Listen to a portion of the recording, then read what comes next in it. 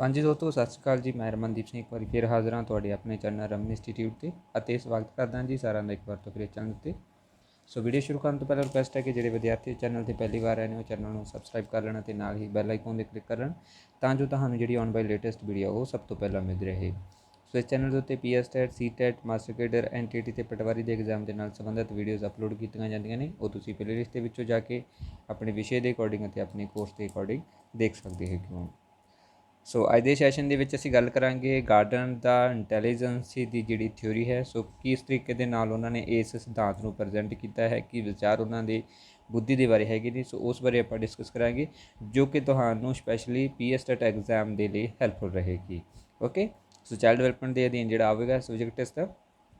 ਸੋ ਇੱਕ ਨਵਾਂ ਜਿਹੜਾ ਹੈ ਪੈਟਰਨ ਸ਼ੁਰੂ ਕੀਤਾ ਹੈ ਜਿਸ ਦੇ ਵਿੱਚ ਇਹ ਹੈ ਕਿ ਜਿਹੜੀਆਂ ਥਿਊਰੀਜ਼ ਕਲਾਸਿਸ ਹੋਣਗੀਆਂ ਉਹ ਆਫਲਾਈਨ ਲੱਗਦੀਆਂ ਰਹਿਣਗੀਆਂ ਔਰ ਜਦੋਂ ਇਸ 'ਤੇ MCQ ਹੋਣਗੇ ਉਹ ਲਾਈਵ ਲੱਗਣਗੇ ਔਰ ਉਸ ਦਾ ਜਿਹੜਾ ਟਾਈਮ ਟੇਬਲ ਹੈ ਤੁਹਾਨੂੰ ਗਰੁੱਪ ਦੇ ਵਿੱਚੋਂ ਮਿਲ ਜਾਇਆ ਕਰੇਗਾ। ਠੀਕ ਹੈ, ਸੋ ਤਾਂ ਕਿ ਜਿਹੜਾ ਥਿਊਰੀ ਆ ਉਸ ਨੂੰ ਨਾ ਜਲਦੀ ਕੰਪਲੀਟ ਕੀਤਾ ਜਾਵੇ ਅਤੇ MCQ ਨੂੰ ਵੀ ਜਲਦੀ, ਕਿਉਂਕਿ ਜਦੋਂ ਥਿਊਰੀ ਕਰਾਵਾਂਗੇ ਤਾਂ ਉਹ ਨਾ ਜਲਦੀ ਖਤਮ ਹੋ ਸਕਦੀ ਹੈ। ਮੀਨਸ ਕਿ ਉਸ ਦੇ ਉੱਪਰ ਹੋ ਸਕਦਾ ਹੈ ਕਿ ਇੱਕ ਦਿਨ ਦੇ ਵਿੱਚ 2 ਕਲਾਸਿਸ ਵੀ ਥਿਊਰੀ ਵਾਲੀਆਂ ਪੈ ਜਾਣ। ਇਸ ਤੋਂ ਬਾਅਦ ਜਿਹੜੇ MCQ ਨੇ ਉਹਨਾਂ ਨੂੰ ਟਾਈਪ ਕਰਨ ਦੀ ਜਿਹੜੀ ਸ਼ਮਤਾ ਉਹ ਵੱਧ ਜਾਵੇਗੀ, ਜਿਸ ਕਰਕੇ ਜਿਹੜੇ ਅਸੀਂ 25 ਜਾਂ 20 ਕੁਐਸਚਨ ਕਰਦੇ ਸੀ ਉਹ ਅਸੀਂ ਜ਼ਿਆਦਾ 40 ਜਾਂ 50 ਕੁਐਸਚਨ ਇੱਕ ਸੈਸ਼ਨ ਦੇ ਵਿੱਚ ਐਡ ਕਰਕੇ ਜ਼ਿਆਦਾ ਤੋਂ ਜ਼ਿਆਦਾ ਸਿਲੇਬਸ ਜਿਹੜਾ ਉਹ ਕਵਰ ਕਰ ਸਕਾਂਗੇ। ਠੀਕ ਹੈ, ਸੋ ਇਸ ਤਰ੍ਹਾਂ ਹੁਣ ਇਹ ਪੈਟਰਨ ਰਹੇਗਾ। ਗਰੁੱਪ ਦੇ ਵਿੱਚ ਜਿਹੜੇ ਪਰਸਨ ਐਡ ਨੇ, ਸਟੂਡੈਂਟ ਐਡ ਨੇ, ਉਹਨਾਂ ਤੱਕ ਇਹ ਮੈਸੇਜ ਜਿਹੜਾ ਪਹੁੰਚਦਾ ਰਹੇਗਾ।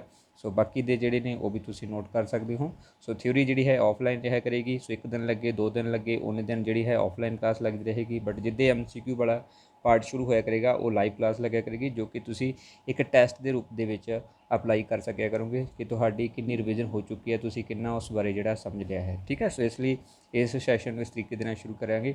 ਸੋ ਇਹ ਤਕਰੀਬਨ ਤੁਹਾਨੂੰ ਦਿਨ ਦੇ ਵਿੱਚ ਥਿਊਰੀ ਜਿਹੜੀ ਹੈ ਉਹ ਕਿਸੇ ਵੀ ਟਾਈਮ ਮਿਲ ਸਕਦੀ ਹੈ। ਸੋ ਫਿਕਸ ਟਾਈਮ ਜਿਹੜਾ ਨਹੀਂ ਰਹੂਗਾ, ਹਾਲਾਂਕਿ ਕੋਸ਼ਿਸ਼ ਰਹੇਗੀ ਕਿ ਜਿਸ ਟਾਈਮ ਦੇ ਉੱਪਰ ਪਹਿਲਾਂ ਇਹ ਲਾਈਵ ਕਲਾਸਿਸ ਲੱਗਦੀਆਂ ਸੀ ਉਸੇ ਟਾਈਮ ਦੇ ਵਿੱਚ ਤੁਹਾਨੂੰ ਅਵੇਲੇਬਲ ਕੀਤੀਆਂ। ਬਟ ਫਿਰ ਵੀ ਹੋ ਸਕਦਾ ਹੈ ਕਿ ਥੋੜ੍ਹਾ ਬਹੁਤਾ ਜਿਹੜਾ ਉਹ ਲੇਟ ਹੋ ਜਾਵੇ, ਬਟ ਤੁਹਾਨੂੰ ਉਸੇ ਦਿਨ ਦੇ ਵਿੱਚ ਉਸ ਸਬਜੈਕਟ ਦੀ ਥਿਊਰੀ ਜਿਹੜੀ ਹੈ ਉਹ ਜ਼ਰੂਰ ਮਿਲਿਆ ਕਰੇਗੀ। ਬਟ ਜਿਹੜੇ MCQ ਵਾਲੇ ਪਾਰਟ ਹੋਇਆ ਕਰਨਗੇ ਉਹ ਬਿਲਕੁਲ ਸੇਮ ਟਾਈਮ ਟੇਬਲ ਦੇ ਅਕੋਰਡਿੰਗ ਲੱਗਣਗੇ, ਜੋ ਕਿ ਪੁਰਾਣਾ ਜਿਹੜਾ ਯਾਨੀ ਕਿ ਕੁਝ ਦਿਨ ਪਹਿਲਾਂ ਤੋਂ ਕਲਾਸਿਸ ਲੱਗ ਰਹੀਆਂ ਸੀ ਉਸ ਦੇ ਅਕੋਰਡਿੰਗ ਹੀ ਜਿਹੜੀਆਂ ਬਾਕੀ ਦੇ ਸਟੂਡੈਂਟ ਇਸ ਨੂੰ ਨੋਟ ਕਰ ਲੈਣ ਜਿਹੜੇ ਗਰੁੱਪ ਦੇ ਵਿੱਚ ਐਡ ਨੇ। ਸੋ ਉਸ ਦੇ ਅਕੋਰਡਿੰਗ ਹੀ ਜਿਹੜੀਆਂ ਉਹ ਕਲਾਸਿਸ ਲੱਗਣਗੀਆਂ। ਓਕੇ, ਸੋ ਸ਼ੁਰੂ ਕਰਦੇ ਹਾਂ ਅੱਜ ਦਾ। ਸੋ WhatsApp ਗਰੁੱਪ ਜੁਆਇਨ ਕਰਨ ਦੇ ਲਈ ਤੁਸੀਂ ਇਸ ਨੰਬਰ ਦੇ ਉੱਪਰ ਕੰਟੈਕਟ ਕਰ ਸਕਦੇ ਹੋ, ਜਿੱਥੇ ਤੁਹਾਨੂੰ ਸਾਰੀਆਂ PDF ਆ ਜਿਹੜੀਆਂ ਉਹ ਮਿਲਦੀਆਂ ਰਹਿਣਗੀਆਂ। ਸੋ ਗਰੁੱਪ ਪੇਡ ਅਗਰ ਤੁਸੀਂ ਜੁਆਇਨ ਕਰਨਾ ਚਾਹੁੰਦੇ ਫੀਸ ਪੇ ਕਰਕੇ ਇਸ ਦੇ ਵਿੱਚ ਐਡ ਹੋ ਸਕਦੇ ਹੋ। ਵੀਡੀਓ ਲਾਈਕ ਕਰਨਾ, ਸ਼ੇਅਰ ਕਰਨਾ ਅਤੇ ਕਮੈਂਟ ਬਾਕਸ ਦੇ ਵਿੱਚ ਆਪਣੇ ਸੁਝਾਅ ਦੇਣੇ ਤੁਸੀਂ ਨਾ ਭੁੱਲਿਆ ਕਰੋ। ਅਤੇ ਜਿਹੜੇ ਵਿਦਿਆਰਥੀ ਨਵੇਂ ਆਉਂਦੇ ਹੁੰਦੇ ਨੇ ਉਹ ਪਲੀਜ਼ ਚੈਨਲ ਨੂੰ ਸਬਸਕ੍ਰਾਈਬ ਜ਼ਰੂਰ ਕਰ ਲਿਆ ਕਰੋ। ਸੋ ਅੱਜ ਇਹ ਸਾਡੀ ਲਾਸਟ ਥਿਊਰੀ ਰਹੂਗੀ। ਇਸ ਤੋਂ ਬਾਅਦ IQ ਵਾਲਾ ਜਿਹੜਾ ਪਾਰਟ ਅਸੀਂ ਉਹ ਸ਼ੁਰੂ ਕਰਾਂਗੇ, ਜੋ ਕਿ ਇੰਟੈਲੀਜੈਂਸੀ ਦੇ ਅਧੀਨ ਹੀ ਆਵੇਗਾ।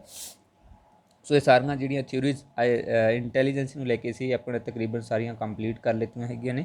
ਇਸ ਤੋਂ ਬਾਅਦ ਕੁਝ ਪੁਆਇੰਟਸ ਜਿਹੜੇ ਰਹਿ ਜਾਣਗੇ ਜੋ ਕਿ ਕੱਲ੍ਹ ਵਾਲੇ ਪਾਰਟ ਦੇ ਵਿੱਚ ਆਪਾਂ ਡਿਸਕਸ ਕਰ ਲਵਾਂਗੇ। ਓਕੇ, ਸੋ ਗਾਰਡਨ ਦਾ ਬੁੱਧੀ ਸੰਬੰਧੀ ਸਿਧਾਂਤ।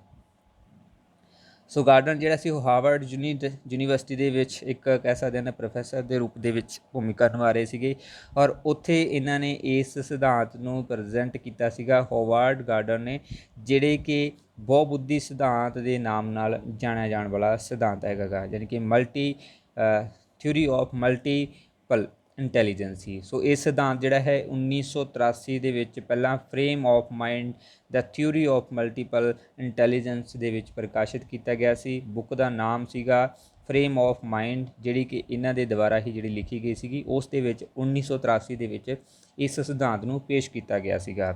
ਓਕੇ,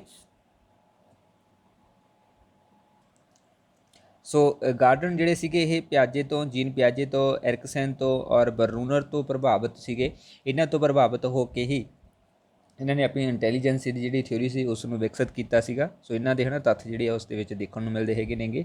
ਔਰ ਗਾਰਡਨ ਦੇ ਅਨੁਸਾਰ ਜਿਹੜੀ ਬੁੱਧੀ ਹੈ, ਇੰਟੈਲੀਜੈਂਸੀ ਹੈ, ਉਸ ਨੂੰ 7 ਪਾਰਟਾਂ ਦੇ ਵਿੱਚ ਜਾਂ 7 ਸ਼੍ਰੇਣੀਆਂ ਦੇ ਵਿੱਚ ਵੰਡਿਆ ਜਾ ਸਕਦਾ ਹੈ। ਇਹ 7 ਸ਼੍ਰੇਣੀਆਂ ਜਿਹੜੀਆਂ ਇਹ ਮਾਨਵ ਦੀਆਂ ਜਿਹੜੀਆਂ 7 ਤਰ੍ਹਾਂ ਦੀਆਂ ਯੋਗਤਾਵਾਂ ਨੇ, ਜਿਹੜੀਆਂ ਕਿ ਉਸ ਹਰ ਇੱਕ ਬੱਚੇ ਦੇ ਵਿੱਚ, ਹਰ ਇੱਕ ਪਰਸਨ ਦੇ ਵਿੱਚ ਪਾਈਆਂ ਜਾਂਦੀਆਂ, ਜਿਹਦੇ ਅਕੋਰਡਿੰਗ ਉਸਦੀ ਇੰਟੈਲੀਜੈਂਸੀ ਜਿਹੜੀ ਹੈ ਉਹ ਡਿਵੈਲਪ ਹੁੰਦੀ ਹੈਗੀ। ਓਕੇ, ਸੋ ਕਿਹੜੀਆਂ ਨੇ? ਸੋ ਪਹਿਲੀ ਹੈ ਤਰਕ ਗਣਿਤਕ, ਲੌਜੀਕਲ, ਮੈਥਮੈਟੀਕਲ ਆ ਜਾਂਦੀ ਹੈ, ਭਾਸ਼ਾਈ ਆ ਜਾਂਦੀ ਹੈ, ਲਿੰਗੁਇਸਟਿਕ ਆ ਜਾਂਦੀ ਹੈ। ਤੀਸਰੀ ਹੈ ਸੰਗੀਤਾਤਮਕ ਹੋ ਗਿਆ। ਚੌਥੀ ਹੈ ਸਥਾਨਾਤਮਕ ਹੋ ਗਿਆ। ਪੰਜਵੀਂ ਹੈ ਸਰੀਰਕ ਗਤੀ ਹੋ ਗਿਆ। 6ਵਾਂ ਹੈ ਅੰਤਰ ਵਿਅਕਤੀਗਤ ਹੋ ਗਿਆ ਅਤੇ 7ਵੀਂ ਹੈ ਅੰਦਰੂਨੀ ਵਿਅਕਤੀਗਤ ਆ ਗਿਆ। ਸੋ ਇਹ 7 ਨੇ ਗੀਆਂ। ਹਾਲਾਂਕਿ ਜਿਹੜੇ ਪਰਸਨ ਨੇ ਇਹ ਹਾਲੇ ਵੀ ਜੀਵਤ ਨੇ ਅਤੇ ਰਿਸਰਚ ਜਿਹੜਾ ਉਹ ਕਰ ਰਹੇ ਹੈਗੇ ਨੇਗੇ। ਸੋ 8ਵਾਂ ਜਿਹੜਾ ਪੁਆਇੰਟ ਇਹਨਾਂ ਨੇ ਵਿਜ਼ੂਅਲ ਸਪੇਸ਼ਲ ਦਾ ਜਿਹੜਾ ਉਹ ਐਡ ਕੀਤਾ ਹੋਇਆ ਹੈਗਾ। ਹਾਲਾਂਕਿ ਇਸ ਬਾਰੇ ਕੋਈ ਜ਼ਿਆਦਾ ਐਕਸਪਲੇਨੇਸ਼ਨ ਜਿਹੜੀ ਨਹੀਂ ਮਿਲਦੀ, ਬਟ ਫੇਮਸ ਜਿਹੜੇ ਆ ਉਹ 7 ਹੀ ਨੇਗੇ, ਠੀਕ ਹੈ। ਯਾਨੀ ਕਿ ਮਲਟੀਪਲ ਦੇ ਵਿੱਚ ਇਹਨਾਂ ਦੇ 7 ਸ਼੍ਰੇਣੀਆਂ ਦੇ ਵਿੱਚ ਇਸ ਨੂੰ ਡਿਵਾਈਡ ਕੀਤਾ ਗਿਆ ਹੈ। ਸੋ ਇਹਨੂੰ ਸਮਝਣ ਦੇ ਲਈ ਅਸੀਂ ਜਿਹੜਾ ਟੇਬਲ ਹੈ ਇਸਤੇਮਾਲ ਕੀਤਾ ਹੈ, ਜਿਹਦੇ ਥਰੂ ਬੜੇ ਈਜ਼ੀਲੀ ਤੁਸੀਂ ਇਸ ਥਿਊਰੀ ਨੂੰ ਸਮਝ ਲਵੋਗੇ। ਸੋ ਇਹਦੇ ਵਿੱਚ ਇਹ ਹੈ ਕਿ ਇਸ ਸਿਧਾਂਤ ਨੂੰ ਕਦੋਂ ਪੇਸ਼ ਕੀਤਾ ਗਿਆ ਸੀ, ਕਿਸ ਵਿਅਕਤੀ ਨੇ ਪੇਸ਼ ਕੀਤਾ ਸੀਗਾ, ਕਦੋਂ ਪੇਸ਼ ਕੀਤਾ ਸੀਗਾ, ਕਿਹੜੀ ਬੁੱਕ ਦੇ ਵਿੱਚ ਪੇਸ਼ ਕੀਤਾ ਗਿਆ ਸੀ, ਕਿੰਨੀਆਂ ਇਸ ਦੇ ਵਿੱਚ ਸ਼੍ਰੇਣੀਆਂ ਸ਼ਾਮਲ ਨੇਗੀਆਂ, ਠੀਕ ਹੈ। ਔਰ ਇਸ ਤੋਂ ਇਲਾਵਾ ਇਸ ਦੀ ਕੀ ਇੰਪੋਰਟੈਂਸ ਹੈਗੀ ਆ। ਸੋ ਇਹੀ ਕੁਝ ਇੰਪੋਰਟੈਂਟ ਜਿਹੜੇ ਉਹ ਹਨ ਕੁਐਸਚਨ ਰਹਿਣਗੇ, ਜੋ ਕਿ ਆਪਾਂ ਜਦੋਂ MCQ ਵਾਲਾ ਸੈਸ਼ਨ ਸ਼ੁਰੂ ਹੋਊ ਉਹਦੇ ਵਿੱਚ ਜੋ ਪਿਛਲੇ ਸਾਲਾਂ ਦੇ ਦੌਰਾਨ ਇਸ ਦੇ ਨਾਲ ਰਿਲੇਟਡ MCQ ਆਏ ਨੇ ਉਹ ਵੀ ਆਪਾਂ ਨਾ ਡਿਸਕਸ ਕਰਾਂਗੇ। ਓਕੇ, ਸੋ ਪਹਿਲਾ ਸਿਧਾਂਤ ਹੈ, ਸ਼੍ਰੇਣੀ ਹੈ ਜਿਸ ਨੂੰ ਤਰਕਪੂਰਨ ਗਣਿਤਕ ਜਾਂ ਲੌਜੀਕਲ ਮੈਥਮੈਟੀਕਲ ਕਿਹਾ ਜਾਂਦਾ ਹੈ, ਜਿਸ ਦੀ ਉਪਯੋਗਤਾ ਇਹਨਾਂ ਦੇ ਵਿੱਚੋਂ ਵਿਗਿਆਨੀ ਦੇ ਲਈ ਹੁੰਦੀ ਹੈਗੀ ਆ ਜਾਂ ਫਿਰ ਕੋਈ ਗਣਿਤ ਸ਼ਾਸਤਰ ਜਿਹੜਾ ਹੁੰਦਾ ਹੈ ਉਹਨਾਂ ਦੇ ਲਈ ਯਾਦ ਰਹਿੰਦੀ ਹੈ। ਯਾਨੀ ਕਿ ਵਿਗਿਆਨੀ ਅਤੇ ਗਣਿਤ ਸ਼ਾਸਤਰ ਜਿਹੜੇ ਉਹ ਇਸ ਦੇ ਅਧੀਨ ਆਉਂਦੇ ਨੇ, ਜਿਸ ਦੇ ਵਿੱਚ ਲੌਜੀਕਲ ਥਿੰਕਿੰਗ ਜਾਂ ਲੌਜੀਕਲ ਮੈਥਮੈਟਿਕ ਦੀ ਜਿਹੜੀ ਗੱਲ ਕੀਤੀ ਜਾਂਦੀ ਹੈ। ਸੋ ਇਸ ਦੇ ਵਿੱਚ ਪ੍ਰਮੁੱਖ ਤੱਤ ਜਿਹੜੇ ਪਾਏ ਜਾਂਦੇ ਨੇ, ਜਿਵੇਂ ਕਿ ਤਰਕ ਜਾਂ ਸੰਖਿਆਤਮਕ ਨਮੂਨੇ ਸਮਝਣ ਦੀ ਸੰਵੇਦਨਸ਼ੀਲਤਾ ਜਿਹੜੀ ਇਸ ਦੇ ਵਿੱਚ ਆ ਜਾਂਦੀ ਹੈ। ਸੋ ਬੱਚਾ ਜਿਹੜਾ ਹੈ ਉਹ ਤਰਕਸ਼ੀਲ ਹੋ ਕੇ ਜਾਂ ਤਰਕਪੂਰਨ ਹੋ ਕੇ ਜਿਹੜਾ ਉਸਦਾ ਨਾ ਨਤੀਜਾ ਕੱਢਦਾ ਹੈ, ਉਸ ਨੂੰ ਸਮਝਦਾ ਹੈ, ਉਸ ਦੇ ਪ੍ਰਤੀ ਉਹ ਆਪਣੀ ਸੰਵੇਦਨਸ਼ੀਲਤਾ ਜਿਹੜੀ ਉਹ ਬਣਾਉਂਦਾ ਹੈ। ਉਹ ਬਣਾਉਂਦਾ ਕਿਸੇ ਆਧਾਰ ਦੇ ਉੱਪਰ ਹੈ, ਜਾਂ ਤਾਂ ਤਰਕ ਹੋਊਗਾ ਉਸਦੇ ਕੋਲੇ ਅਤੇ ਜਾਂ ਫਿਰ ਉਸਦੇ ਕੋਲੇ ਸੰਖਿਆ ਹੋਊਗੀ, ਜਿਹਦੇ ਆਧਾਰ ਦੇ ਉੱਪਰ ਉਹ ਉਸਦਾ ਫੈਸਲਾ ਜਿਹੜਾ ਹੈ ਉਹ ਲੈਂਦਾ ਹੈਗਾ ਗਾ। ਓਕੇ, ਸੋ ਇਸ ਦੇ ਨਾਲ ਉਸ ਦੇ ਵਿੱਚ ਸੰਵੇਦਨਸ਼ੀਲਤਾ ਵੀ ਆਵੇਗੀ, ਉਸ ਨੂੰ ਸਮਝਣ ਦੀ ਵੀ ਜਿਹੜੀ ਸਮਰੱਥਾ ਆਵੇਗੀ, ਔਰ ਤਰਕ ਦੀ ਲੜੀਬੰਦ ਵਿਵਹਾਰ ਕਰਨ ਦੀ ਜਿਹੜੀ ਯੋਗਤਾ ਵੀ ਹੋਵੇਗੀ। ਯਾਨੀ ਕਿ ਇੱਕ ਦੂਸਰੇ ਦੇ ਨਾਲ ਜੋੜਨ ਦੀ ਜਿਹੜੀ ਪ੍ਰਕਿਰਿਆ ਵੀ ਇਸ ਦੇ ਵਿੱਚ ਇਨਕਲੂਡ ਆ ਜਾਵੇਗੀ ਕਿ ਕਿਸ ਤਰੀਕੇ ਦੇ ਨਾਲ ਅਸੀਂ ਤਰਕ ਦੇ ਆਧਾਰ ਦੇ ਉੱਪਰ ਇੱਕ ਸੰਖਿਆ ਨੂੰ ਜਾਂ ਇੱਕ ਪਰਸਨ ਨੂੰ ਜਾਂ ਇੱਕ ਤਰਕ ਨੂੰ ਕਿਵੇਂ ਸਮਝ ਸਕਦੇ ਹਾਂ, ਕਿਵੇਂ ਜੋੜ ਸਕਦੇ ਹਾਂ, ਕਿਵੇਂ ਇੱਕ ਦੂਸਰੇ ਤੋਂ ਵੱਖ ਕਰ ਸਕਦੇ ਹੈਗੇ ਹਾਂ, ਠੀਕ ਹੈ। ਦੂਸਰਾ ਹੈ ਭਾਸ਼ਾਈ, ਜਿਹਨੂੰ ਲੈਂਗੁਇਸਟ ਜਿਹੜਾ ਕਹਿ ਦਿੰਦੇ ਹੈਗੇ ਦੂਸਰਾ ਪਾਰਟ। ਸੋ ਇਹਦੇ ਵਿੱਚ ਕਵੀ ਹੋ ਗਏ ਜਾਂ ਪੱਤਰਕਾਰ ਹੋ ਗਏ, ਇਹ ਦੋ ਵਿਅਕਤੀਆਂ ਦੇ ਲਈ ਇਹ ਜ਼ਿਆਦਾ ਉਪਯੋਗਤਾ ਹੁੰਦੀ ਹੈ। ਯਾਨੀ ਕਿ ਇਸ ਟਾਈਪ ਦੇ ਜਿਹੜੇ ਪਰਸਨ ਹੋਣਗੇ ਜਿਨ੍ਹਾਂ ਦੇ ਵਿੱਚ ਭਾਸ਼ਾਈ ਪ੍ਰਮੁੱਖਤਾ ਹੋਊਗੀ, ਉਹਦੇ ਵਿੱਚ ਕਵੀ ਅਤੇ ਪੱਤਰਕਾਰ ਸ਼ਾਮਲ ਹੋਣਗੇ। ਇਸ ਦੇ ਵਿੱਚ ਕਿਸ ਚੀਜ਼ ਦਾ ਪ੍ਰਯੋਗ ਕੀਤਾ ਜਾਂਦਾ ਹੈ, ਜਿਵੇਂ ਕਿ ਧੁਨੀ ਹੋ ਗਿਆ, ਲੈ ਹੋ ਗਿਆ, ਸ਼ਬਦਾਂ ਦੀ ਪ੍ਰਤੀ ਸੰਵੇਦਨਸ਼ੀਲਤਾ ਹੋ ਗਈ, ਭਾਸ਼ਾ ਦੇ ਵਿਭਿੰਨ ਕਾਰਜਾਂ ਪ੍ਰਤੀ ਸੰਵੇਦਨਸ਼ੀਲਤਾ ਹੋ ਗਈ। ਇਹ ਸਾਰੇ ਇਸ ਦੇ ਵਿੱਚ ਇਨਕਲੂਡ ਹੁੰਦੇ ਨੇ, ਜਿਹਦੇ ਬਾਰੇ ਜਿਹੜਾ ਗੱਲ ਕੀਤੀ ਜਾਂਦੀ ਹੈਗੀ ਆ ਅਤੇ ਉਸ ਬਾਰੇ ਉਸ ਦੇ ਵਿੱਚ ਸੋਚਣ ਸਮਝਣ ਦੀ ਜਿਹੜੀ ਆ ਉਹ ਸਮਰੱਥਾ ਹੁੰਦੀ ਹੈ। ਯਾਨੀ ਕਿ ਉਸ ਨੂੰ ਧੁਨੀ ਦੀ ਲੈ ਦਾ ਪਤਾ ਹੋਊਗਾ ਨਾ ਕਿ ਕਿਸ ਤਰੀਕੇ ਦੇ ਨਾਲ ਉਹਨਾਂ ਨੇ ਬੋਲਣਾ ਹੈ। ਇਹ ਕਵੀ ਅਤੇ ਪੱਤਰਕਾਰ ਹੀ ਜਾਣਦੇ ਹੁੰਦੇ ਨੇ ਸਪੈਸ਼ਲੀ, ਹੈ ਨਾ। ਸੋ ਮੈਂਸ਼ਨ ਕੀਤੇ ਹੋਏ ਨੇ। ਸੋ ਇਹ ਵੀ ਤੁਹਾਨੂੰ ਉਪਯੋਗਤਾ ਰਹਿਣਗੇ। ਇਹ ਵਾਲਾ ਪੁਆਇੰਟ ਤੁਸੀਂ ਸਾਰੇ ਹੈ ਨਾ ਸੈਂਟਰ ਵਾਲਾ ਜਿਹੜਾ ਜ਼ਰੂਰ ਯਾਦ ਕਰ ਲੈਣਾ। ਸੋ ਭਾਸ਼ਾ ਦੇ ਜਿੰਨੇ ਵੀ ਜਿਹੜੇ ਕਹਿ ਸਕਦੇ ਹਾਂ ਕਾਰਜ ਹੋਣਗੇ ਉਹਨਾਂ ਬਾਰੇ ਉਹ ਜਾਣਦੇ ਹੋਣਗੇ ਕਿ ਭਾਸ਼ਾ ਦੇ ਕੀ ਕਾਰਜ ਹੈ, ਕਿਵੇਂ ਡਿਵੈਲਪ ਹੋ ਸਕਦੀ ਹੈਗੀ ਆ, ਠੀਕ ਹੈ। ਔਰ ਕਿਵੇਂ ਉਸ ਨੂੰ ਬੋਲਣਾ ਹੈ, ਕਿਸ ਲੈਅ ਦੇ ਵਿੱਚ ਬੋਲਣਾ ਹੈ, ਕਿਹੜੇ ਸ਼ਬਦਾਂ ਦਾ ਪ੍ਰਯੋਗ ਕਦੋਂ ਅਤੇ ਕਿੱਥੇ ਕਰਨਾ ਹੈ। ਜਦੋਂ ਇਸ ਚੀਜ਼ ਨੂੰ ਸਮਝ ਲੈਂਦਾ ਹੈ ਤਾਂ ਇਹਦਾ ਮਤਲਬ ਉਹ ਦੂਸਰਾ ਲੱਛਣ ਆ ਜਾਊਗਾ ਭਾਸ਼ਾਈ ਦੇ ਅਧੀਨ, ਠੀਕ ਹੈ। ਤੀਸਰਾ ਹੈ ਸੰਗੀਤਾਤਮਕ। ਸੋ ਇਸ ਦੇ ਵਿੱਚ ਰਚਨਾਹਾਰ ਜਿਵੇਂ ਹੋ ਗਏ ਕਿਸੇ ਵੀ ਤਰ੍ਹਾਂ ਦੇ ਹੈ ਨਾ ਕਹਿ ਸਕਦੇ ਹੈਗੇ ਆਂਗੇ, ਔਰ ਇਸ ਤੋਂ ਇਲਾਵਾ ਸਰੰਗੀ ਵਾਦਕ ਜਿਹੜੇ ਕਿ ਸਾਜ਼ ਵਗੈਰਾ ਜਿਹੜੇ ਹੈ ਨਾ ਕਹਿ ਸਕਦੇ ਹਨ ਵਜਾਉਂਦੇ ਹੈਗੇ, ਸੋ ਉਹਨਾਂ ਨੂੰ ਇਨਕਲੂਡ ਕੀਤਾ ਜਾਂਦਾ। ਇਸ ਦੇ ਵਿੱਚ ਵੀ ਉਹੀ ਚੀਜ਼ ਹੈ ਕਿ ਜਿਹੜੀਆਂ ਧੁਨਾਂ ਨੇ ਹੈ ਨਾ ਉਸ ਨੂੰ ਲੈਅ ਦੇ ਵਿੱਚ ਪ੍ਰੈਜੈਂਟ ਕੀਤਾ ਜਾਂਦਾ ਹੈ, ਤਾਲ ਦੇ ਵਿੱਚ ਆਵਾਜ਼ ਦੇ ਉਤਰਾਅ ਚੜਾਅ ਪੈਦਾ ਕਰਨ ਅਤੇ ਉਹਨਾਂ ਦਾ ਆਨੰਦ ਲੈਣ ਦੀ ਯੋਗਤਾ ਜਦੋਂ ਡਿਵੈਲਪ ਹੁੰਦੀ ਹੈ ਤਾਂ ਉਸ ਸਮੇਂ ਇੱਕ ਬੱਚੇ ਦੇ ਸੰਗੀਤਾਤਮਕ ਜਿਹੜਾ ਹੈ ਮਿਊਜ਼ੀਕਲ ਜਿਹੜਾ ਕ੍ਰੀਏਟੀਵਿਟੀ ਹੈ ਉਹ ਡਿਵੈਲਪ ਹੁੰਦੀ ਹੈ, ਉਸ ਦੇ ਬੁੱਧੀ ਦੇ ਵਿੱਚ ਇਹ ਪਾਰਟ ਜਿਹੜਾ ਹੈ ਸੇਵ ਹੁੰਦਾ ਹੈਗਾ ਗਾ, ਠੀਕ ਹੈ। ਇਸ ਤੋਂ ਇਲਾਵਾ ਉਹ ਸੰਗੀਤਾਤਮਕ ਪ੍ਰਗਟਾਵਿਆਂ ਦੇ ਪ੍ਰਕਾਰਾਂ ਦੀ ਪ੍ਰਸ਼ੰਸਾ ਵੀ ਕਰਦਾ ਹੈ। ਜੋ ਵਧੀਆ ਲੱਗਦਾ ਉਸ ਨੂੰ ਹੈ ਨਾ, ਸੋ ਉਸ ਦੀ ਪ੍ਰਸ਼ੰਸਾ ਵੀ ਉਸ 'ਤੇ ਦੁਬਾਰਾ ਕੀਤੀ ਜਾਂਦੀ ਹੈ ਕਿ ਕਿਸ ਤਰੀਕੇ ਦੇ ਨਾਲ ਹੈ ਨਾ ਉਹ ਵਧੀਆ ਉਸ ਨੂੰ ਕਿਹੜਾ ਪਾਰਟ ਲੱਗਿਆ ਹੈ। ਸੋ ਉਹ ਜਦੋਂ ਉਸ ਦਾ ਆਨੰਦ ਲਵੇਗਾ, ਉਸ ਨੂੰ ਸਮਝੇਗਾ ਤਦ ਹੀ ਹੋਵੇਗਾ, ਔਰ ਉਸਦੇ ਮਾਈਂਡ ਦੇ ਵਿੱਚ ਜਦੋਂ ਉਸ ਪ੍ਰਤੀ ਕੋਈ ਕਨਸੈਪਟ ਬਣੇਗਾ ਤਦ ਇਹ ਸੰਭਵ ਜਿਹੜਾ ਹੋ ਪਾਵੇਗਾ। ਚੌਥਾ ਹੈ ਸਥਾਨਾਤਮਕ। ਸੋ ਇਸ ਨੂੰ ਸਪੇਸ਼ੀਅਲ ਜਿਹੜਾ ਕਹਿ ਦਿੰਦੇ ਆ, ਜਿਹੜਾ ਕਿ ਸਮੁੰਦਰੀ ਜਹਾਜ਼ ਚਾਲਕ ਜਾਂ ਸ਼ਿਲਪਕਾਰ ਦੇ ਲਈ ਜਿਹੜਾ ਹੈਲਪਫੁਲ ਰਹਿੰਦਾ ਹੈ। ਸੋ ਇਹਨਾਂ ਦੇ ਉੱਪਰ ਜ਼ਿਆਦਾ ਕਹਿ ਸਕਦੇ ਨਾ ਇਹ ਫੋਕਸ ਹੁੰਦਾ ਹੈ। ਸੋ ਇਸ ਦੇ ਵਿੱਚ ਦ੍ਰਿਸ਼ਟਾਤਮਕ ਸਥਾਨਾਤਮਕ ਸੰਸਾਰ ਸ਼ੁੱਧ ਰੂਪ ਦੇ ਵਿੱਚ ਸਮਝਣ ਦੀ ਸਮਰੱਥਾ ਅਤੇ ਆਪਣੇ ਸ਼ੁਰੂਆਤੀ ਬੋਧਾਂ ਦੇ ਵਿੱਚ ਤਬਦੀਲੀ ਕਰਨਾ ਹੁੰਦਾ ਹੈ। ਸੋ ਇਹਦੇ ਵਿੱਚ ਜਿਹੜਾ ਕਹਿ ਸਕਦੇ ਹਾਂ ਸਪੈਸ਼ਲੀ ਦ੍ਰਿਸ਼ਟਾਤਮਕ ਤਰੀਕੇ ਦੇ ਨਾਲ ਦ੍ਰਿਸ਼ ਜਿਹੜੇ ਹੁੰਦੇ ਨੇ ਹੈ ਨਾ, ਸੋ ਉਸ ਨੂੰ ਐਨਾਲਾਈਜ਼ ਕਰਨ ਦੇ, ਉਸ ਨੂੰ ਸਮਝਣ ਦੇ ਔਰ ਉਸ ਨੂੰ ਸ਼ੁਰੂਆਤ ਕਰਨ ਤੋਂ ਲੈ ਕੇ ਅੰਤ ਤੱਕ ਉਸ ਦੇ ਵਿੱਚ ਤਬਦੀਲੀ ਕਰਨ ਅਤੇ ਨਵੇਂ ਚੀਜ਼ਾਂ ਐਡ ਕਰਨ ਦੇ ਲਈ ਜਦੋਂ ਐਡ ਕੀਤਾ ਜਾਂਦਾ ਹੈ ਤਾਂ ਇਹ ਸਾਡੇ ਮਾਈਂਡ ਦਾ ਜਿਹੜਾ ਪਾਰਟ ਹੁੰਦਾ ਹੈ। ਸੋ ਇਸ ਨੂੰ ਸਪੇਸ਼ੀਅਲ ਪਾਰਟ ਦੇ ਨਾਮ ਨਾਲ ਜਾਣਿਆ ਜਾਂਦਾ ਹੈ, ਜਿੱਥੇ ਸਾਡੇ ਇੰਟੈਲੀਜੈਂਸ ਦੇ ਵਿੱਚ ਕਿਸੇ ਖੇਤਰ ਪ੍ਰਤੀ ਦ੍ਰਿਸ਼ਟਾਤਮਕ ਰੂਪ ਦੇ ਵਿੱਚ ਅਸੀਂ ਨੌਲੇਜ ਜਿਹੜੀ ਹੈ ਉਹ ਗੇਨ ਕਰਦੇ ਹੈਗੇ ਆਂਗੇ, ਠੀਕ ਹੈ। ਕੋਈ ਵੀ ਹੋ ਸਕਦੀ ਹੈ, ਦ੍ਰਿਸ਼ਟਾਂਤ ਰੂਪ ਦੇ ਵਿੱਚ ਹੋਵੇਗੀ, ਜਾਣੀ ਕਿ ਦੇਖਣਯੋਗ ਰੂਪ ਦੇ ਵਿੱਚ ਸਾਨੂੰ ਮਿਲੇਗੀ। ਨੈਕਸਟ ਹੈ 6ਵਾਂ ਸਰੀਰਕ ਗਤੀ। ਸੋ ਇਸ ਦੇ ਵਿੱਚ ਨ੍ਰਿਤਕ ਤੇ ਐਥਲੀਟ ਜਿਹੜੇ ਆ ਉਹ ਸ਼ਾਮਲ ਆ ਜਾਂਦੇ ਹੈਗੇ ਨੇ। ਨ੍ਰਿਤਕ ਜਿਹੜੇ ਹੈ ਨਾ ਮਤਲਬ ਨਾਚ ਵਗੈਰਾ ਜਿਹੜਾ ਕਰਦੇ ਹੁੰਦੇ ਹੈਗੇ ਨੇਗੇ।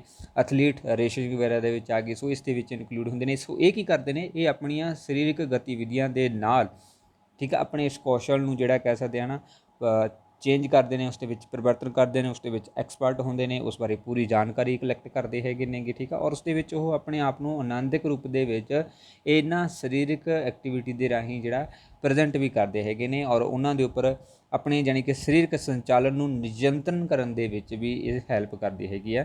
ਸੋ ਇਹ ਸਰੀਰਕ ਗਤੀ ਹੈ ਜਿਸ ਨੂੰ ਬੋਡਲੀ ਕਾਨਿਸਟਿਕ ਜਿਹੜਾ ਕਿਹਾ ਜਾਂਦਾ ਹੈ। ਸਪੈਸ਼ਲੀ ਇਸ ਦੇ ਵਿੱਚ ਨ੍ਰਿਤਕ ਤੇ ਐਥਲੀਟ ਜਿਹੜੇ ਨੇ ਉਹਨਾਂ ਨੂੰ ਸ਼ਾਮਲ ਕੀਤਾ ਜਾਂਦਾ ਹੈ, ਕਿਉਂਕਿ ਇਹਨਾਂ ਦੇ ਵਿੱਚ ਹੀ ਸਭ ਤੋਂ ਵੱਧ ਜਿਹੜੀਆਂ ਕਹਿ ਸਕਦੇ ਹਾਂ ਨਾ ਐਕਟੀਵਿਟੀਜ਼ ਹੁੰਦੀਆਂ ਨੇ ਜਿਹੜੀਆਂ ਕਿ ਸਰੀਰਕ ਤੌਰ ਦੇ ਉੱਪਰ ਆਪਣੀ ਭੂਮਿਕਾ ਨਿਭਾਉਂਦੀਆਂ ਹੈਗੀਆਂ ਨੇ।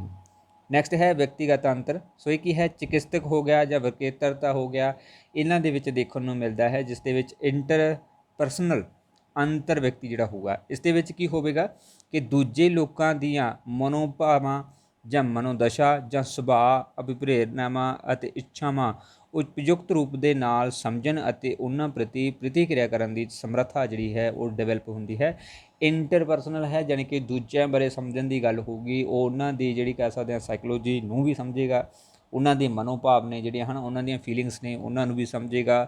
ਇਸ ਤੋਂ ਇਲਾਵਾ ਉਹਨਾਂ ਦਾ ਸੁਭਾਅ ਕਿਹੋ ਜਿਹਾ ਹੈ ਔਰ ਕਿਸ ਤਰੀਕੇ ਦੇ ਨਾਲ ਹੈ ਨਾ ਉਹ ਗੱਲਬਾਤ ਕਰਦੇ ਨੇ, ਕਿਵੇਂ ਕਿਹੜੀ ਚੀਜ਼ ਉਹਨਾਂ ਨੂੰ ਵਧੀਆ ਲੱਗਦੀ ਹੈ, ਕਿਹੜੀ ਨਹੀਂ ਵਧੀਆ ਲੱਗਦੀ ਹੈਗੀ ਹੈ ਨਾ, ਔਰ ਉਹਨਾਂ ਦੀਆਂ ਇੱਛਾਵਾਂ, ਉਹਨਾਂ ਦੀ ਜਿਹੜੀ ਅਭਿਪ੍ਰੇਰਨਾ ਹੈ, ਉਹਨਾਂ ਸਾਰਿਆਂ ਬਾਰੇ ਸਮਝਣ ਦੇ ਬਾਰੇ ਅਤੇ ਉਹਨਾਂ ਨੂੰ ਸਮਝਣ ਦੇ ਪ੍ਰਤੀ ਜਿਹੜੀ ਸ਼ਮਤਾ ਜਾਂ ਸਮਰੱਥਾ ਜਿਹੜੀ ਹੈ ਉਹ ਇਸ ਰਾਹੀਂ ਡਿਵੈਲਪ ਹੁੰਦੀ ਹੈਗੀ ਹੈ ਕਿ ਜਦੋਂ ਬੱਚੇ ਦੇ ਵਿੱਚ ਇੰਟਰਪਰਸਨਲ ਪਾਰਟ ਜਿਹੜਾ ਹੈ ਉਹ ਕੰਮ ਕਰਦਾ ਹੈ। ਓਕੇ, ਨੈਕਸਟ ਹੈ 8ਵਾਂ। ਸੋ ਅੰਦਰੂਨੀ ਵਿਅਕਤੀਗਤ ਇੰਟਰਾਪਰਸਨਲ ਜਿਹੜਾ ਹੈ ਇਹ ਵਿਸਤ੍ਰਿਤ ਅਤੇ ਸ਼ੁੱਧ ਆਤਮਾ ਗਿਆਨ ਵਾਲੇ ਵਿਅਕਤੀ ਦੇ ਵਿੱਚ ਪਾਇਆ ਜਾਂਦਾ ਹੈ ਤੱਤ। ਮੀਨਸ ਕਿ ਜਦੋਂ ਉਸ ਨੂੰ ਪੂਰਾ ਜਿਹੜਾ ਗਿਆਨ ਆ ਉਹ ਕੰਪਲੀਟ ਗਿਆਨ ਸ਼ੁੱਧ ਰੂਪ ਦੇ ਵਿੱਚ ਜਦੋਂ ਮਿਲ ਜਾਂਦਾ ਹੈਗਾ ਗਾ। ਓਕੇ, ਸੋ ਇਸ ਦੇ ਵਿੱਚ ਕੀ ਹੁੰਦਾ ਹੈ ਇੰਟਰਾਪਰਸਨਲ ਦੇ ਵਿੱਚ ਕਿ ਉਹ ਖੁਦ ਦੀਆਂ ਭਾਵਨਾਵਾਂ ਅੰਤ ਤੱਕ ਪਹੁੰਚ ਜਾਂਦੀਆਂ ਨੇ। ਪਹਿਲੇ ਦੇ ਵਿੱਚ ਇੰਟਰਪਰਸਨਲ ਸੀਗਾ ਜਿਹਦੇ ਵਿੱਚ ਉਹ ਦੂਸਰਿਆਂ ਦੇ ਬਾਰੇ ਜਾਣਦਾ ਸੀ, ਬਟ ਇੱਥੇ ਉਹ ਆਪਣੇ ਆਪ ਦੇ ਬਾਰੇ ਗੱਲ ਕਰੂਗਾ, ਆਪਣੇ ਬਾਰੇ ਜਾਣਨਾ ਸ਼ੁਰੂ ਕਰ ਦਊਗਾ। ਠੀਕ ਹੈ, ਸੋ ਕਿਵੇਂ ਕਿ ਉਹ ਆਪਣੇ ਜਿਹੜੀਆਂ ਖੁਦ ਦੀਆਂ ਭਾਵਨਾਵਾਂ ਨੇ, ਕਿੱਥੇ ਉਸ ਨੂੰ ਖੁਸ਼ੀ ਮਿਲਦੀ ਹੈ, ਕਿੱਥੇ ਉਸ ਨੂੰ ਗਮੀ ਮਿਲਦੀ ਹੈ, ਸੋ ਇਸ ਚੀਜ਼ ਦਾ ਉਹ ਅਧਿਐਨ ਕਰਨਾ ਸ਼ੁਰੂ ਕਰ ਦਊਗਾ ਅਤੇ ਉਸ ਨੂੰ ਇਸ ਚੀਜ਼ ਦਾ ਪਤਾ ਲੱਗ ਜਾਊਗਾ, ਸਮਝਣਾ ਸ਼ੁਰੂ ਕਰ ਦਊਗਾ। ਠੀਕ ਹੈ, ਇਸ ਤੋਂ ਇਲਾਵਾ ਉਹਨਾਂ ਦੇ ਵਿੱਚ ਅੰਤਰ ਕਰਨ ਦੇ ਵਿੱਚ ਕਿ ਉਹਨਾਂ ਦੀਆਂ ਭਾਵਨਾਵਾਂ ਦੇ ਵਿੱਚ ਕੀ ਅੰਤਰ ਹੈਗਾ ਗਾ, ਔਰ ਵਿਵਹਾਰ ਨੂੰ ਨਿਰਦੇਸ਼ਿਤ ਕਰਨ ਦੇ ਲਈ ਉਹਨਾਂ ਦਾ ਉਪਯੋਗ ਕਰਨ ਦੀ ਯੋਗਤਾ। ਸੋ ਜੋ ਵੀ ਉਹਨਾਂ ਦੀਆਂ ਫੀਲਿੰਗਸ ਨੇ ਉਹਨਾਂ ਨੂੰ ਡਿਵੈਲਪ ਕਰਨ ਦੇ ਲਈ ਜਾਂ ਉਹਨਾਂ ਨੂੰ ਡਾਇਰੈਕਟ ਕਰਨ ਦੇ ਲਈ, ਨਿਰਦੇਸ਼ਿਤ ਕਰਨ ਦੇ ਲਈ ਉਹ ਇਹਨਾਂ ਦੇ ਉੱਪਰ ਆਪਣਾ ਉਪਯੋਗਤਾ ਜਿਹੜੀ ਹੈ ਨਾ ਉਸ ਨੂੰ ਸ਼ੇਅਰ ਕਰੂਗਾ, ਔਰ ਉਸ ਦੀ ਉਪਯੋਗਤਾ ਦੇ ਅਨੁਸਾਰ ਉਸ ਨੂੰ ਕਹਿ ਸਕਦੇ ਨਾ ਮਦਦਗਾਰ ਦੇ ਰੂਪ ਦੇ ਵਿੱਚ ਉਸ ਨੂੰ ਅਪਲਾਈ ਕਰੂਗਾ ਕਿ ਕਿੱਥੇ ਉਸ ਦੇ ਲਈ ਉਹ ਜ਼ਿਆਦਾ ਹੈਲਪਫੁਲ ਹੈ, ਕਿਵੇਂ ਉਸ ਨੂੰ ਉਹ ਜੇਕਰ ਕੋਈ ਚੀਜ਼ ਹੈਵੀ ਪੈ ਰਹੀ ਹੈ ਤਾਂ ਉਸ ਨੂੰ ਉਹ ਕਿਵੇਂ ਜਿਹੜਾ ਕੱਟ ਕਰ ਸਕਦਾ ਹੈ। ਠੀਕ ਹੈ, ਔਰ ਆਪਣੀਆਂ ਸਮਰੱਥਾਵਾਂ, ਕਮਜ਼ੋਰੀਆਂ, ਇੱਛਾਵਾਂ ਅਤੇ ਬੁੱਧੀ ਦਾ ਗਿਆਨ ਜਿਹੜਾ ਉਸ ਨੂੰ ਇਸ ਦੇ ਵਿੱਚ ਹੋ ਜਾਂਦਾ ਹੈ ਜਦੋਂ ਉਹ ਇਸ ਸਟੇਜ ਦੇ ਵਿੱਚ ਹੁੰਦਾ ਹੈ ਕਿ ਉਸਨੇ ਕਿੰਨਾ ਕਹਿਣਾ ਮਤਲਬ ਇਸ ਚੀਜ਼ ਨੂੰ ਆਪਣੇ ਆਪ ਦੇ ਵਿੱਚ ਡਿਵੈਲਪ ਕਰ ਲਿੱਤਾ ਕਿ ਉਹ ਇਮੋਸ਼ਨ ਦੇ ਉੱਪਰ ਕੰਟਰੋਲ ਪਾ ਲਏਗਾ, ਜਾਂ ਉਸਨੇ ਇਸ ਚੀਜ਼ ਨੂੰ ਕਿਸ ਤਰੀਕੇ ਨਾਲ ਇੰਪਰੂਵਮੈਂਟ ਕਰ ਲਿੱਤੀ ਹੈ ਕਿ ਉਹ ਖੁਸ਼ੀ ਦੇ ਸਮੇਂ ਦੇ ਦੌਰਾਨ ਕਿਵੇਂ ਆਪਣੇ ਆਪ ਨੂੰ ਜਿਹੜਾ ਹੈ ਨਾ ਪ੍ਰੈਜੈਂਟ ਕਰੇਗਾ। ਇਸ ਤੋਂ ਇਲਾਵਾ ਉਸ ਦੀਆਂ ਸਮਰੱਥਾਵਾਂ ਕੀ ਨੇ ਕੰਮ ਕਰਨ ਦੀਆਂ, ਹੱਸਣ ਖੇਡਣ ਦੀਆਂ, ਹੈ ਨਾ, ਜਾਂ ਕਿਸੇ ਦੁੱਖ ਨੂੰ ਸਹਿਣ ਦੀਆਂ। ਇਹਨਾਂ ਸਾਰਿਆਂ ਦੇ ਵਿੱਚ ਇਸ ਚੀਜ਼ਾਂ ਦੇ ਵਿੱਚ ਉਹਨਾਂ ਦੀ ਕਹਿ ਸਕਦੇ ਹਾਂ ਪੂਰੀ ਦੀ ਪੂਰੀ ਜਿਹੜੀ ਪਕੜ ਉਹ ਹੋ ਜਾਂਦੀ ਹੈਗੀ ਅੰਦਰੂਨੀ ਵਿਅਕਤੀਗਤ ਦੇ ਅਧੀਨ। ਸੋ ਵਿਜ਼ੂਅਲ ਸਪੇਸ਼ਲ, ਸੋ ਇਹ ਜਿਹੜਾ ਪਾਰਟ ਹੈ 8ਵਾਂ, ਹਾਲਾਂਕਿ ਕਿਤੇ ਵੀ ਇਸ ਦੀ ਜਿਹੜੀ ਹੈ ਨਾ ਐਕਸਪਲੇਨੇਸ਼ਨ ਨਹੀਂ ਮਿਲੀ, ਸੋ ਜਿਹੜੀਆਂ ਬੁੱਕਸ ਸੀਗੀਆਂ। ਸੋ 8ਵਾਂ ਪੁਆਇੰਟ ਉਹ ਨਵਾਂ ਐਡ ਕੀਤਾ ਹੋਇਆ ਜਿਹਨੂੰ ਵਿਜ਼ੂਅਲ ਸਪੇਸ਼ਲ ਜਿਹੜਾ ਕਿਹਾ ਜਾਂਦਾ ਹੈਗਾ। ਠੀਕ ਹੈ, ਸੋ NCERT ਦੇ ਵਿੱਚ ਇਸ ਦੀਆਂ ਜਿਹੜੀਆਂ ਉਹ 8 ਅਵਸਥਾਵਾਂ ਹੀ ਦੱਸੀਆਂ ਗਈਆਂ ਨੇ, ਬਟ JS ਵਾਲੀਆ ਦੀ ਜਿਹੜੀ ਬੁੱਕ ਹੈ ਉਸ ਦੇ ਵਿੱਚ ਇਸ ਦੀਆਂ 7 ਜਿਹੜੀਆਂ ਅਵਸਥਾਵਾਂ ਨੇ। ਸੋ ਅਸੀਂ 7 ਵਾਲਾ ਹੀ ਜਿਹੜਾ ਕਰੈਕਟ ਕਰਾਂਗੇ ਕਿਉਂਕਿ ਮੋਸਟਲੀ ਹੈ ਨਾ ਸੋ ਪੁਰਾਣੇ ਸਿਧਾਂਤ ਦੇ ਨੂੰ ਹੀ ਮੰਨਿਆ ਜਾਂਦਾ ਹੈ। ਅਗਰ ਵਰਤਮਾਨ ਸਮੇਂ ਪੁੱਛਿਆ ਜਾਊਗਾ ਕਿੰਨੀਆਂ ਨੇ ਤਾਂ 8 ਜਿਹੜੀਆਂ ਸਟੇਜਸ ਉਹ ਹੋ ਚੁੱਕੀਆਂ ਹੈਗੀਆਂ ਨੇਗੀਆਂ। ਓਕੇ, ਨੈਕਸਟ ਹੈ ਸੋ ਇਸ ਦੇ ਫਿਊਚਰ ਕੀ ਨੇਗੇ। ਸੋ ਗਾਰਡਨ ਦੇ ਜਿਹੜੇ ਬੁੱਧੀ ਸਿਧਾਂਤ ਹੈ ਸੋ ਇਸ ਦਾ ਕੀ ਕਹਿ ਸਕਦੇ ਹਾਂ ਨਾ ਵਿਸ਼ੇਸ਼ਤਾ ਹੈ ਜਿਸ ਨੂੰ ਅਸੀਂ ਅਪਲਾਈ ਕਰਕੇ ਬੱਚਿਆਂ ਦੇ ਉੱਪਰ ਜਾਂ ਐਜੂਕੇਸ਼ਨ ਦੇ ਵਿੱਚ ਮਦਦਗਾਰ ਕਰ ਸਕਦੇ ਹੈਗੇ ਜਾਂ ਮਦਦ ਕਰ ਸਕਦੇ ਹਾਂ। ਸੋ ਪਹਿਲਾ ਹੈ ਕਿ ਇਸ ਦੇ ਨਾਲ ਸਧਾਰਨ ਬੁੱਧੀ ਦਾ ਵਿਰੋਧ ਕਰਨਾ। ਇਸ ਦੀ ਵਿਸ਼ੇਸ਼ਤਾ ਹੈ ਗਾਰਡਨ ਦੇ ਬੁੱਧੀ ਦੇ ਸਿਧਾਂਤ ਦੀ ਕਿ ਇਸ ਦੇ ਦੁਆਰਾ ਗਾਰਡਨ ਨੇ ਸਧਾਰਨ ਬੁੱਧੀ ਜਿਹੜਾ ਕਿ G ਫੈਕਟਰ ਆਪਾਂ ਸ਼ੁਰੂਆਤ 'ਚ ਗੱਲ ਕੀਤੀ ਸੀ ਉਸ ਧਾਰਨਾ ਦਾ ਵਿਰੋਧ ਕੀਤਾ ਹੈ ਅਤੇ ਇਹ ਸਵਾਲ ਉਠਾ ਕੇ ਸਿਰਫ ਬੁੱਧੀ ਦੇ ਮਾਪ ਨਾਲ ਵਿਅਕਤੀ ਦੀ ਬੌਧਿਕ ਸਮਰੱਥਾਵਾਂ ਦੀ ਸਹੀ ਜਾਣਕਾਰੀ ਕਿਵੇਂ ਮਿਲ ਸਕਦੀ ਹੈ। ਸੋ ਉਹ ਕਹਿੰਦਾ ਹੈ ਕਿ ਜਿਹੜਾ ਆਪਾਂ ਸ਼ੁਰੂਆਤ ਦੇ ਵਿੱਚ ਨਾ ਜੀ ਤੇ ਐਸ ਫੈਕਟਰ ਦੀ ਗੱਲ ਕੀਤੀ ਸੀ, ਉਹ ਕਹਿੰਦਾ ਕਿ ਜੀ ਫੈਕਟਰ ਕੋਈ ਸਧਾਰਨ ਤੱਤ ਇਸ ਤਰ੍ਹਾਂ ਦਾ ਨਹੀਂ ਹੈਗਾ ਗਾ। ਸੋ ਇਹਦੇ ਆਧਾਰ ਦੇ ਉੱਪਰ ਅਸੀਂ ਕਿਸੇ ਦੀ ਬੁੱਧੀ ਦਾ ਜਿਹੜਾ ਐਸਟੀਮੇਟ ਵੀ ਨਹੀਂ ਲਗਾ ਸਕਦੇ ਕਿ ਉਹ ਕਿਸ ਤਰ੍ਹਾਂ ਦੀ ਹੈ, ਕਿ ਉਸ ਦੇ ਵਿੱਚ ਕੋਈ ਹੈ ਨਾ ਸਪੈਸ਼ਲ ਤੱਤ ਹੈ ਜਾਂ ਕੋਈ ਇਸ ਤਰ੍ਹਾਂ ਦਾ ਅਲੱਗ ਪਾਰਟ ਹੈ ਜਿਹੜਾ ਕਿ ਇੱਕੋ ਕੰਮ ਨੂੰ ਕਰਵਾਉਂਦਾ ਹੋਵੇ ਜਾਂ ਰੈਗੂਲਰ ਦੇ ਜਿਹੜੇ ਕੰਮ ਨੇ ਉਹਨਾਂ ਨੂੰ ਕਰਵਾਉਂਦਾ। ਉਹ ਕਹਿੰਦਾ ਇਸ ਤਰ੍ਹਾਂ ਦਾ ਕੋਈ ਸੰਭਵ ਕਾਰਨ ਨਹੀਂ ਹੈ ਜਿਹਦੇ ਆਧਾਰ ਦੇ ਉੱਪਰ ਅਸੀਂ ਬੌਧਿਕ ਸਮਰੱਥਾਵਾਂ ਦੀ ਸਹੀ ਜਾਣਕਾਰੀ ਜਿਹੜੀ ਆ ਉਹ ਹਾਸਲ ਕਰ ਸਕੀਏ, ਉਹ ਵੀ ਇਕੱਲੇ ਜੀ ਫੈਕਟਰ ਦੇ ਆਧਾਰ ਦੇ ਉੱਪਰ। ਠੀਕ ਹੈ। ਔਰ ਉਸਨੇ ਮੌਜੂਦਾ ਬੁੱਧੀ ਪ੍ਰੀਖਣਾਂ ਦੇ ਆਧਾਰ ਦੇ ਉੱਪਰ ਇਸ ਦੇ ਉੱਪਰ ਜਿਹੜੀ ਹੈ ਸੰਕਟ ਹੈ ਨਾ ਮੀਨਸ ਆਪੱਤੀ ਜਾਣੀ ਕਿ ਦੋਸ਼ ਲਗਾਇਆ ਹੈ ਕਿ ਇਸ ਤਰੀਕੇ ਦੇ ਨਾਲ ਇਹ ਸਹੀ ਨਹੀਂ ਹੈ ਜਿਹੜਾ ਕਿ ਜੀ ਫੈਕਟਰ ਅਸੀਂ ਪੜ੍ਹ ਰਹੇ ਹਾਂ ਕਿ ਜੀ ਫੈਕਟਰ ਦੇ ਆਧਾਰ ਦੇ ਉੱਪਰ ਸਾਡੀ ਬੁੱਧੀ ਨੂੰ ਐਕਸਪਲੇਨ ਕੀਤਾ ਜਾਊਗਾ। ਦੂਸਰਾ ਹੈ ਵਿਸਤ੍ਰਿਤ ਆਧਾਰ, ਸੋ ਬ੍ਰੌਡ ਬੇਸ ਜਿਸ ਨੂੰ ਕਿਹਾ ਜਾਂਦਾ ਹੈ। ਸੋ ਉਸਨੇ ਜ਼ੋਰ ਦਿੱਤਾ ਹੈ ਕਿ ਇੱਕ ਅਵਿਸ਼ੇਸ਼ ਸੰਸਕ੍ਰਿਤਿਕ ਵਿਵਸਥਾ ਦੇ ਵਿੱਚ ਗਿਆਨ ਦੇ ਅਨੇਕ ਖੇਤਰਾਂ ਦੇ ਨਾਲ ਸੰਵਿਧਾਨਿਕ ਵਿਅਕਤੀਆਂ ਦੀ ਬਹੁਵਿਧ ਯੋਗਤਾਵਾਂ, ਪ੍ਰਤਿਭਾਵਾਂ ਅਤੇ ਮਾਨਸਿਕ ਕੌਸ਼ਲਾਂ ਦੀ ਇੱਕ ਲੜੀ ਵਜੋਂ ਮਾਨਵ ਬੁੱਧੀ ਅਤੇ ਗਿਆਨਾਤਮਕ ਕੁਸ਼ਲਤਾਵਾਂ ਦਾ ਚੰਗੀ ਤਰ੍ਹਾਂ ਵਰਣਨ ਕੀਤਾ ਜਾ ਸਕਦਾ ਹੈ। ਸੋ ਉਹਨਾਂ ਦੇ ਅਕੋਰਡਿੰਗ ਹੈ ਕਿ ਇਹ ਸਾਰੀਆਂ ਚੀਜ਼ਾਂ ਇੱਕ ਦੂਸਰੇ ਦੇ ਨਾਲ ਜੁੜੀਆਂ ਹਨ। ਯੋਗਤਾਵਾਂ ਹੋ ਗਈਆਂ, ਪ੍ਰਤਿਭਾਵਾਂ ਹੋ ਗਈਆਂ, ਉਸ ਦੀਆਂ ਕੁਆਲਿਟੀਜ਼ ਹੋ ਗਈਆਂ, ਉਸ ਦੀ ਮਾਨਸਿਕ ਸਕਿੱਲ ਜਿਹੜੀ ਹੋ ਗਈ, ਉਹਦੇ ਆਧਾਰ ਦੇ ਉੱਪਰ ਇੱਕ ਬੱਚੇ ਦਾ ਜਿਹੜਾ ਕਹਿ ਸਕਦੇ ਹਾਂ ਨਾ ਗਿਆਨਾਤਮਕ ਜਾਂ ਬੁੱਧੀ ਦਾ ਜਿਹੜਾ ਵਿਕਾਸ ਹੁੰਦਾ ਹੈ। ਕੋਈ ਫੈਕਟਰ ਜਿਹੜਾ ਕਹਿ ਸਕਦੇ ਹਾਂ ਇੱਕ ਐਸ ਜਾਂ ਬੀ ਜੀ ਹੈ ਨਾ, ਇਹ ਜ਼ਰੂਰੀ ਹੈ ਕਿ ਉਹ ਕੰਮ ਕਰਨਗੇ। ਉਸ ਦੀ ਯੋਗਤਾ ਦੇ ਉੱਪਰ, ਉਸ ਦੀ ਪ੍ਰਤਿਭਾ ਦੇ ਉੱਪਰ, ਉਸ ਦੀ ਮਾਨਸਿਕ ਕੌਸ਼ਲ ਦੇ ਉੱਪਰ ਜਿਹੜਾ ਇਹ ਡਿਪੈਂਡ ਕਰੂਗਾ। ਓਕੇ,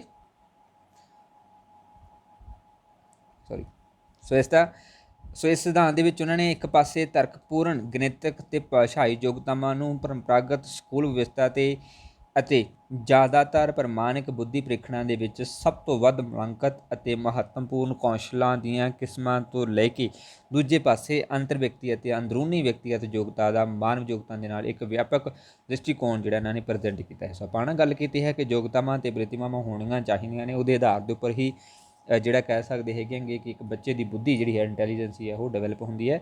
ਉੱਥੇ ਇਹਨਾਂ ਨੇ ਸਾਰੀ ਗੱਲ ਕੀਤੀ ਹੈ ਕਿ 7 ਜਿਹੜੇ ਇਹਨਾਂ ਨੇ ਫੈਕਟਰ ਪੇਸ਼ ਕੀਤੇ ਨੇ ਉਹ ਇੱਕ ਦੂਸਰੇ ਦੇ ਨਾਲ ਇੰਟਰਲੇਟਡ ਨੇਗੇ, ਇੱਕ ਤੋਂ ਬਾਅਦ ਇੱਕ ਪਾਰਟ ਜਿਹੜਾ ਉਹ ਐਡ ਹੁੰਦਾ ਹੈ। ਸੋ ਇਹ 7 ਪਾਰਟ ਜਿਹੜੇ ਕਹਿ ਸਕਦੇ ਆ ਮਿਲ ਕੇ ਜਿਹੜਾ ਇੱਕ ਬੁੱਧੀ ਦਾ ਨਿਰਮਾਣ ਕਰਦੇ ਹੈਗੇ ਨੇ, ਔਰ ਉਸ ਦੇ ਵਿੱਚ ਵੱਖ-ਵੱਖ ਤਰ੍ਹਾਂ ਦੇ ਜਿਹੜੇ ਕਨਸੈਪਟ ਨੇ ਉਹਨਾਂ ਨੂੰ ਐਡ ਕਰਦੇ ਹੈਗੇ, ਔਰ ਪੂਰਾ ਇਹ ਜਿਹੜਾ ਬ੍ਰੌਡ ਕਨਸੈਪਟ ਇਸ ਦੇ ਵਿੱਚ ਸ਼ਾਮਲ ਹੈਗਾ ਗਾ। ਓਕੇ, ਨੈਕਸਟ ਹੈ ਸੁਤੰਤਰ ਪ੍ਰਕਾਰ ਦੀ ਬੁੱਧੀ। ਸੋ ਗਾਰਡਨ ਨੇ ਸਿੱਟਾ ਕੱਢਿਆ ਹੈ ਕਿ ਲੋਕਾਂ ਦੀ ਹੈਰੀਡਿਟੀ ਦੀ ਵਿਸ਼ੇਸ਼ਤਾ ਜਾਂ এনवायरमेंट ਅਨੁਭਵਾਂ 'ਤੇ ਨਿਰਭਰ ਕਰਦੇ ਹੋਏ 7 ਪ੍ਰਕਾਰ ਦੇ ਬੁੱਧੀ ਜਿਹੜੀ ਹੁੰਦੀ ਹੈ, ਜਿਹੜੀ ਕਿ ਵੱਖ-ਵੱਖ ਤਰੀਕੇ ਦੇ ਨਾਲ ਇੱਕ ਪਰਸਨ ਦੀ ਇੰਟੈਲੀਜੈਂਸੀ ਨੂੰ ਵਿਕਸਿਤ ਕਰਦੀ ਹੈ, ਜਿਹਦੇ ਆਧਾਰ ਦੇ ਉੱਪਰ ਉਸਦੇ ਲਈ ਵੱਖ-ਵੱਖ ਫੈਕਟਰ ਜਿਹੜੇ ਆ ਉਹ ਹੈਲਪਫੁਲ ਹੁੰਦੇ ਨੇਗੇ। ਸੋ ਉਹਨਾਂ ਦੇ ਸੁਤੰਤਰ ਕਹਿਣ ਤੋਂ ਗਾਰਡਨ ਦਾ ਅਰਥ ਇਹ ਮੰਨਿਆ ਜਾਂਦਾ ਹੈ ਕਿ ਹਰੇਕ ਪ੍ਰਕਾਰ ਦੀ ਬੁੱਧੀ ਜਿਹੜੀ ਹੈ ਉਹ ਆਟੋਨੋਮਸ ਇੰਟੈਲਿਕ ਪੋਟੈਂਸ਼ੀਅਲ ਹੈ, ਮੀਨਸ ਕਿ ਉਸਦੀ ਜਿਹੜੀ ਬੌਧਿਕ ਸਮਰੱਥਾ ਉਹ ਐਟੋਮੈਟਿਕ ਹੀ ਹੈ। ਸੋ ਕੋਈ ਜਿਹੜਾ ਫੈਕਟਰ ਵਗੈਰਾ ਜਿਹੜਾ ਹੈ ਉਹ ਰਿਸਪੌਂਸੀਬਲ ਨਹੀਂ ਹੈਗਾ ਉੱਥੇ। ਸੋ ਐਟੋਮੈਟਿਕਲੀ ਹੀ ਜਿਹੜਾ ਕੰਮ ਕਰਦੀ ਰਹਿੰਦੀ ਹੈਗੀ ਇੱਕ ਸੁਤੰਤਰ ਰੂਪ ਦੇ ਵਿੱਚ, ਕਿਸੇ ਦੇ ਅਧੀਨ ਆਉਣ ਵਾਲਾ ਸਿਸਟਮ ਜਿਹੜਾ ਇਹ ਨਹੀਂ ਹੈਗਾ। ਠੀਕ ਹੈ। ਸੋ ਜਿਹੜੀ ਕਿ ਦੂਜਿਆਂ ਦੀ ਮਦਦ ਤੋਂ ਬਿਨਾਂ ਕੰਮ ਕਰਨ ਦੇ ਸਮਰੱਥ ਹੈ। ਸੋ ਕਿਸੇ ਦੇ ਅਧੀਨ ਰਹਿ ਕੇ ਤੇ ਕਿਸੇ ਦੇ ਕਰਨ ਦੇ ਨਾਲ ਉਹ ਸਕਸੈਸਫੁਲ ਨਹੀਂ ਹੁੰਦੀ ਹੈਗੀ। ਨੈਕਸਟ ਹੈ ਸੀਮਤ ਅਤੇ ਭੁਲੇਖਾ ਪਾਉਣ ਵਾਲਾ ਜੀ। ਸੋ ਜਿਹੜਾ ਜੀ ਫੈਕਟਰ ਦੱਸਿਆ ਗਿਆ ਸੀ ਉਹ ਕਹਿੰਦੇ ਕਿ ਇੱਕ ਛੋਟਾ ਕਨਸੈਪਟ ਹੈਗਾ ਗਾ, ਜ਼ਿਆਦਾ ਵੱਡਾ ਕਨਸੈਪਟ ਨਹੀਂ ਹੈ, ਛੋਟੇ ਰੂਪ ਦੇ ਵਿੱਚ ਪੇਸ਼ ਕੀਤਾ ਗਿਆ, ਅਤੇ ਕਿਤੇ ਵੀ ਉਹ ਚੀਜ਼ ਨੂੰ ਡਿਫਾਈਨ ਨਹੀਂ ਕਰ ਰਿਹਾ ਕਿ ਬੁੱਧੀ ਦੇ ਵਿੱਚ ਕੋਈ ਜੀ ਜਾਂ ਐਸ ਵਾਲਾ ਪਾਰਟ ਜਿਹੜਾ ਹੈ ਉਹ ਸਪੈਸ਼ਲੀ ਮੈਂਸ਼ਨ ਹੈ, ਜਿਹਦੇ ਆਧਾਰ ਦੇ ਉੱਪਰ ਅਸੀਂ ਬੁੱਧੀ ਦੀ ਜਿਹੜੀ ਵੰਡ ਉਹ ਕਰ ਸਕੀਏ। ਔਰ ਇਸ ਦੇ ਆਧਾਰ ਦੇ ਉੱਪਰ ਇਹਨਾਂ ਨੇ ਇਹ ਵੀ ਕਿਹਾ ਹੈ ਕਿ ਜਿਹੜਾ ਜੀ ਫੈਕਟਰ ਹੈ ਸੋ ਇਹ ਇੱਕ ਭੁਲੇਖਾ ਪਾਇਆ ਗਿਆ ਹੈ, ਜਿਸ ਦੇ ਵਿੱਚ ਇਹਨਾਂ ਨੇ ਗੱਲ ਕੀਤੀ ਹੈ ਕਿ ਇਹ ਇੱਕ ਭੁਲੇਖਾ ਟਾਈਪ ਦੀ ਕਨਸੈਪਟ ਪੇਸ਼ ਕੀਤਾ ਗਿਆ ਅਤੇ ਛੋਟਾ ਇੱਕ ਕਨਸੈਪਟ ਹੈਗਾ ਗਾ।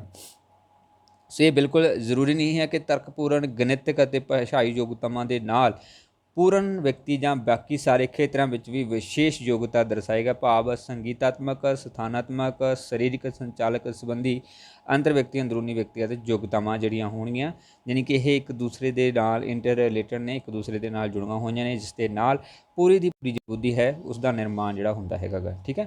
ਸੋ ਇਹ ਸਾਰੀਆਂ ਜਿਹੜੀਆਂ ਨੇ ਬੁੱਧੀਆਂ ਬਾਰੇ ਕਹੇ ਗਏ ਫੈਕਟਰ ਹੈਗੇ ਨੇ, ਜਿਹਦੇ ਆਧਾਰ ਦੇ ਉੱਪਰ ਅਸੀਂ ਬੁੱਧੀ ਦੀ ਜਿਹੜੀ ਪੂਰੀ ਦੀ ਪੂਰੀ ਜਿਹੜੀ ਸਮਰੱਥਾ ਹੈ ਉਸ ਨੂੰ ਜਾਣ ਸਕਦੇ ਹੈਗੇ ਹਾਂ।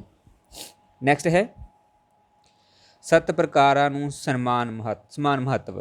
ਸੋ ਇਹਨਾਂ ਨੇ ਦੱਸਿਆ ਹੈ ਕਿ ਜਿਹੜੇ 7 ਫੈਕਟਰਾਂ ਦੀ ਇਹਨਾਂ ਨੇ ਗੱਲ ਕੀਤੀ ਹੈ, ਸੋ ਇੱਥੇ ਗਾਰਡਨ ਨੇ ਨਾ, ਸੋ 7 ਦੇ 7 ਜਿਹੜੇ ਫੈਕਟਰ ਨੇ ਉਹ ਇੱਕੋ ਚਾ ਮਹੱਤਵ ਉਹਨਾਂ ਦਾ ਇਹ ਨਹੀਂ ਹੈ ਕੋਈ ਐਸ ਦੀ ਤਰ੍ਹਾਂ ਜਾਂ ਜੀ ਦੀ ਤਰ੍ਹਾਂ ਕੋਈ ਖਾਸ ਕੰਮ ਕਰੇਗਾ ਜਾਂ ਇੱਕ ਤਰ੍ਹਾਂ ਦਾ ਕੰਮ ਕਰੇਗਾ। ਉਹ ਕਹਿੰਦਾ 7 ਦੇ 7 ਫੈਕਟਰ ਜਿਹੜੇ ਨੇ ਉਹ ਸਮਾਨ ਨੇ, ਇੱਕੋ ਜਿਹਾ ਕੰਮ ਕਰਦੇ ਨੇ ਅਤੇ ਇੱਕ ਦੂਸਰੇ ਦੇ ਨਾਲ ਇੰਟਰ ਰਿਲੇਟਡ ਨੇ, ਜੁੜੇ ਹੋਏ ਨੇ, ਇੱਕ ਦੂਸਰੇ ਤੋਂ ਵੱਖ ਇਹਨਾਂ ਨੂੰ ਜਿਹੜਾ ਉਹ ਨਹੀਂ ਕੀਤਾ ਜਾ ਸਕਦਾ। ਠੀਕ ਹੈ, ਨੈਕਸਟ ਹੈ ਪ੍ਰਤਿਭਾਸ਼ਾਲੀ ਬਾਲਕਾਂ ਨੂੰ ਪਛਾਣਨ ਦੇ ਲਈ ਆਧਾਰ ਹੈ। ਸੋ ਇਸ ਸਿਧਾਂਤ ਦੇ ਨਾਲ ਅਸੀਂ ਬੱਚੇ ਦੀ ਛੋਟੀ ਉਮਰ ਦੇ ਵਿੱਚ ਇਸ ਚੀਜ਼ ਦਾ ਅੰਦਾਜ਼ਾ ਲਗਾ ਸਕਦਾ ਕਿ ਬੱਚੇ ਦੇ ਵਿੱਚ ਕਿੰਨੇ ਫੈਕਟਰ ਜਿਹੜੇ ਆ ਉਹ ਕੰਮ ਕਰ ਰਹੇ ਨੇ ਔਰ ਕਿਸ ਦੇ ਵਿੱਚ ਉਹ ਜ਼ਿਆਦਾ ਐਕਸਪਰਟ ਹੈ, ਜਿਹਦੇ ਨਾਲ ਅਸੀਂ ਜਿਹੜੇ ਕ੍ਰੀਏਟਿਵ ਬੱਚੇ ਨੇ ਉਹਨਾਂ ਨੂੰ ਪਹਿਚਾਣ ਸਕਾਂਗੇ, ਜਿਹੜੇ ਟੈਲੈਂਟ ਬੱਚੇ ਨੇ ਉਹਨਾਂ ਨੂੰ ਪਹਿਚਾਣ ਕੇ ਉਹਨਾਂ ਦੀ ਇੰਪਰੂਵਮੈਂਟ ਕਰਕੇ ਉਹਨਾਂ ਨੂੰ ਅੱਗੇ ਜਿਹੜਾ ਅਸੀਂ ਲਿਜਾ ਸਕਾਂਗੇ।